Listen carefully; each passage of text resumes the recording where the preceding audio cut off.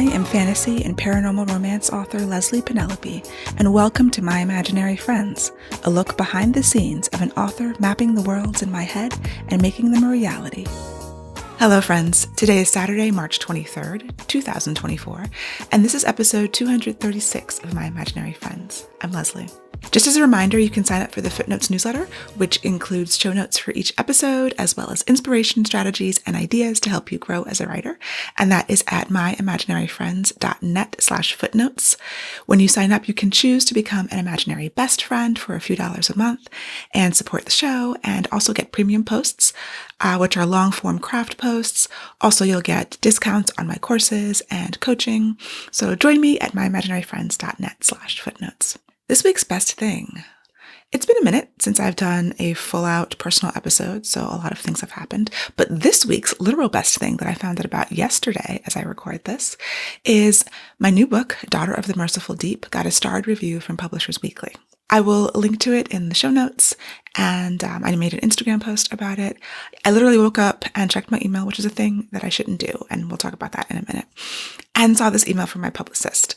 So it felt really good because if you have been on this journey for a long time, you may know that this book was a difficult one for me to write.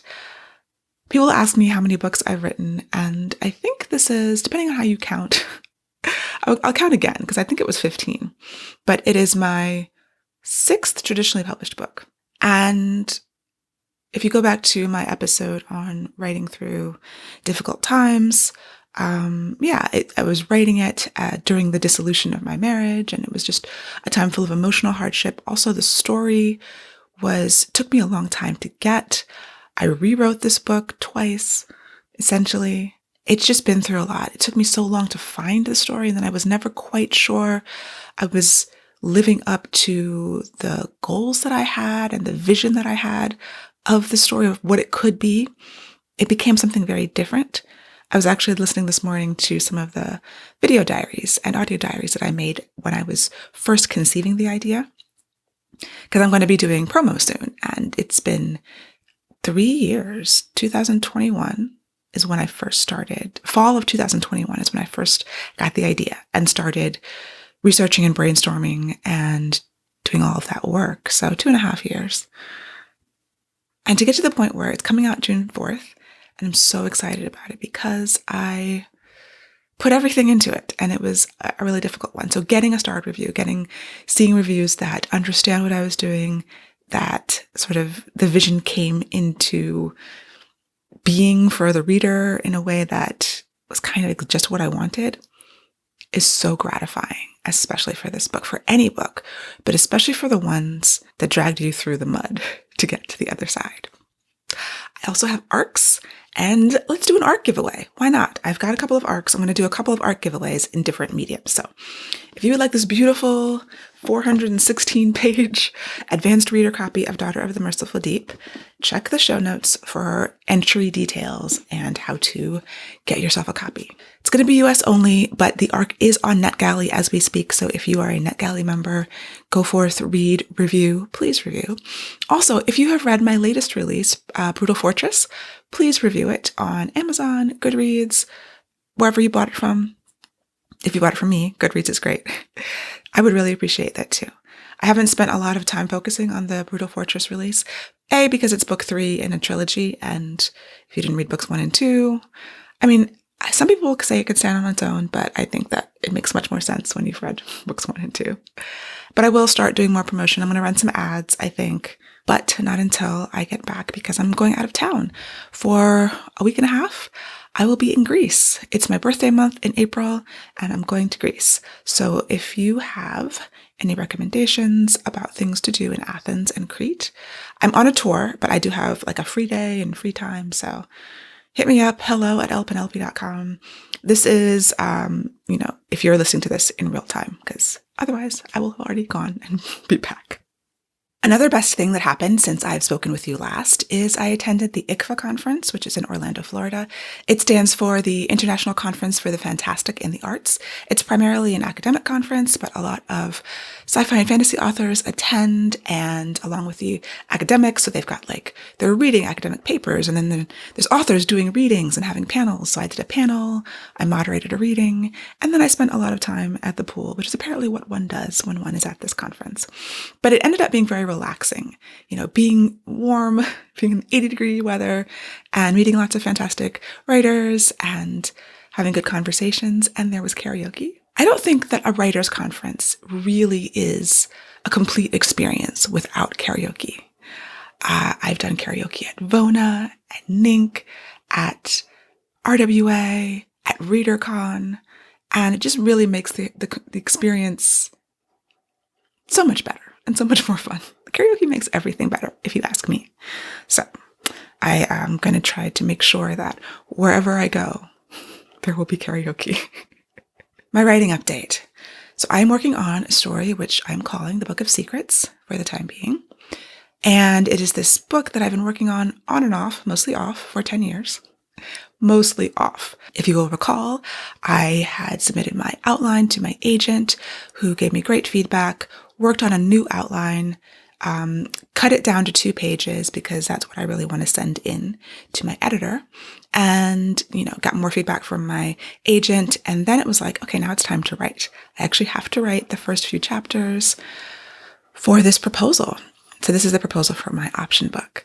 And the first week I tried to write, I couldn't hear my character's voice. I didn't know enough about her. So I spent more time doing character work.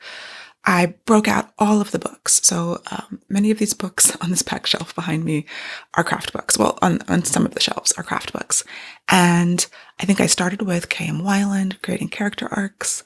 Then that led me into write your novel from the middle. I have Jeff Gerke's plot versus character, because it's the plot of this book came to me before the characters really did. Or the characters have shifted a lot in service to the plot. So sometimes I'm character first and sometimes I'm plot first as a writer. And this book was definitely plot first. So the characters, at least my main character, has been really hard to find her. So I was like, okay, plot versus character, perfect book for that.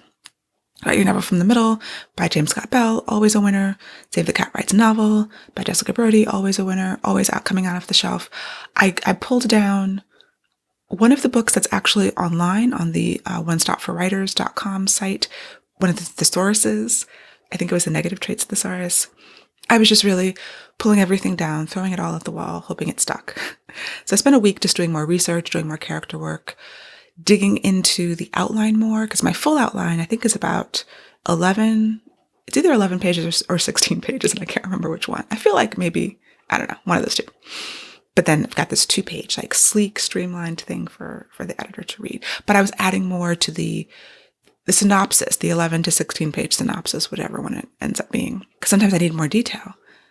And then it was just like, I really just need to write. So this past week on Monday, I'm like, even if I just get 100 words, I'm writing something.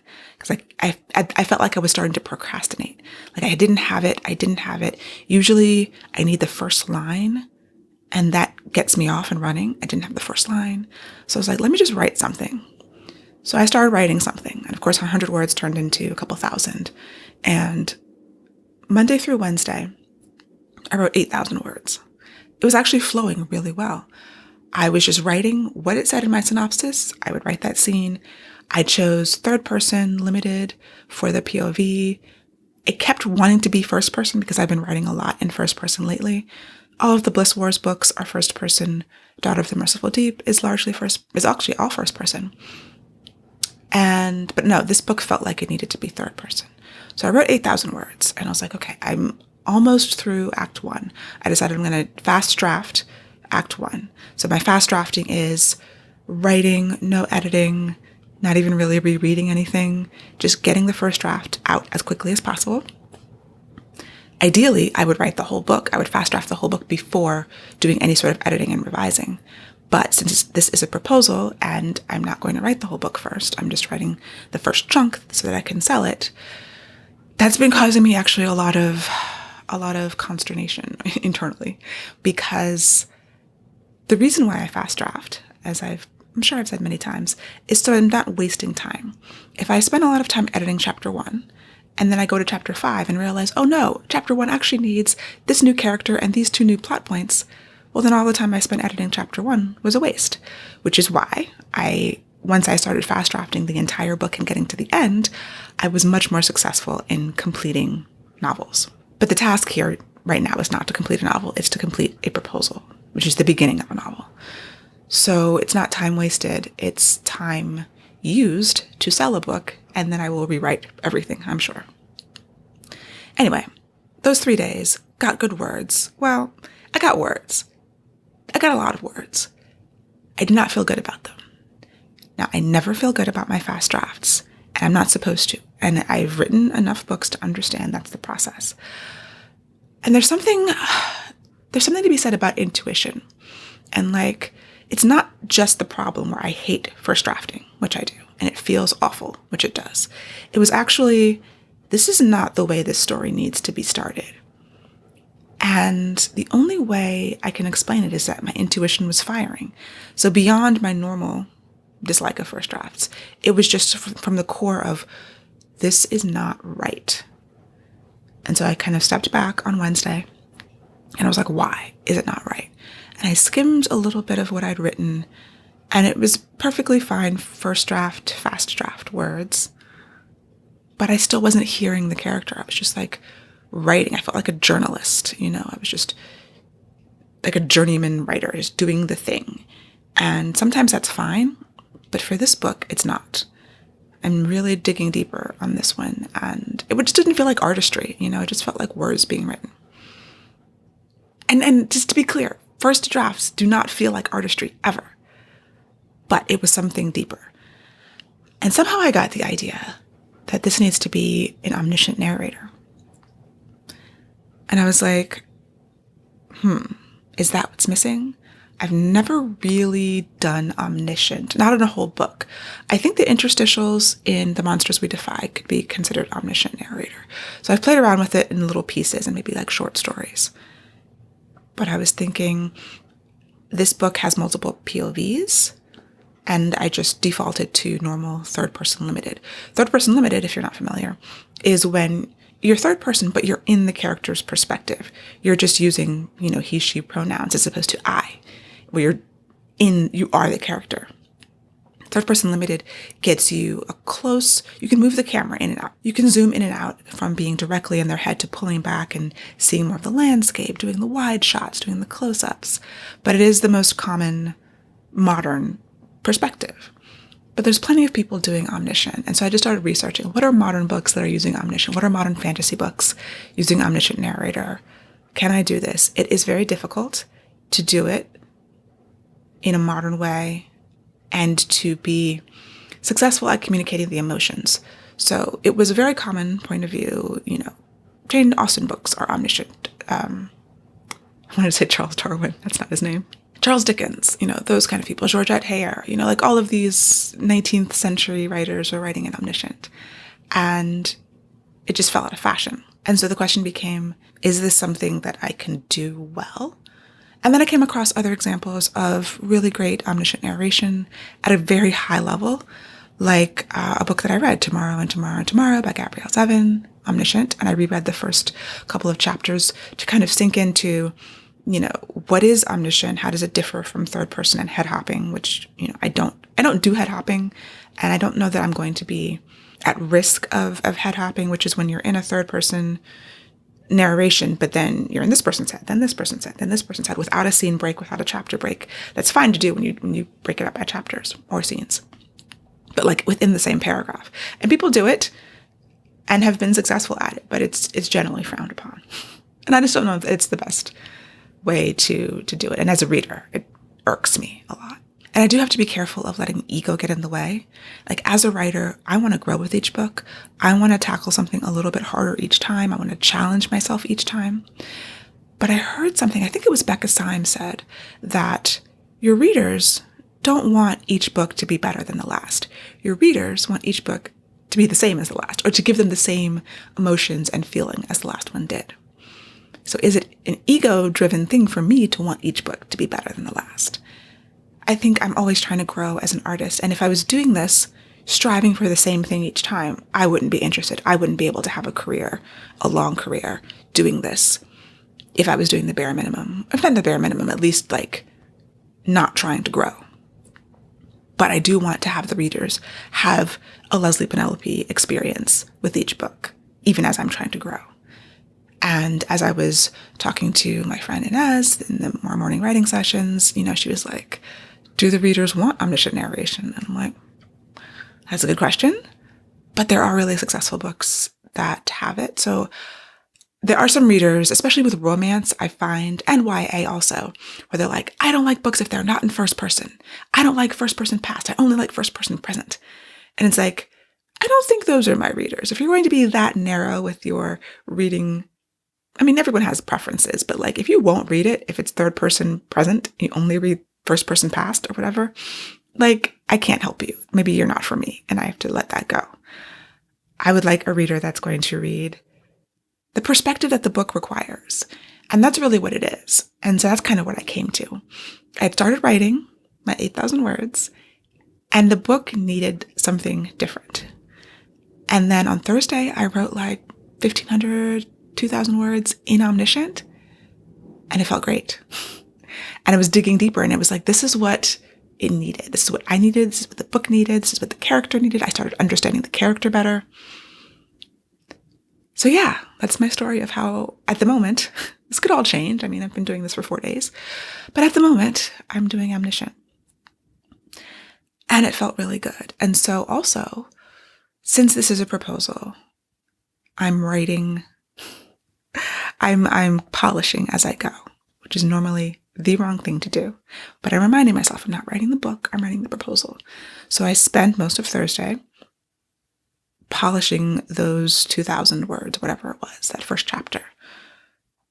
So not fast drafting. I did a fast draft initially, and then I spent the next couple of hours going over it several times, doing multiple drafts until I felt like I had something. It was also for me to make sure that this is right, that I can do this, that this is feeling good. The benefits of this POV are that it's allowing me to foreshadow. Since I do have multiple perspectives, and there's some characters who are off the page that are really important, it's helping me discover what they're doing. It's just giving me a lot. And this story, I believe, and my intuition is telling me that it is better for it. So listening to your intuition as a writer and cultivating it and developing it. I don't know that I have a lot of advice for that other than you have to just write more and try to write intuitively. I think I want to develop some advice for this because it is a really important part of the process. But I think it takes time. Like in my first book, I was doing whatever I wanted to do. So the first draft of Song of Blood and Stone, my first book, it was 50,000 words.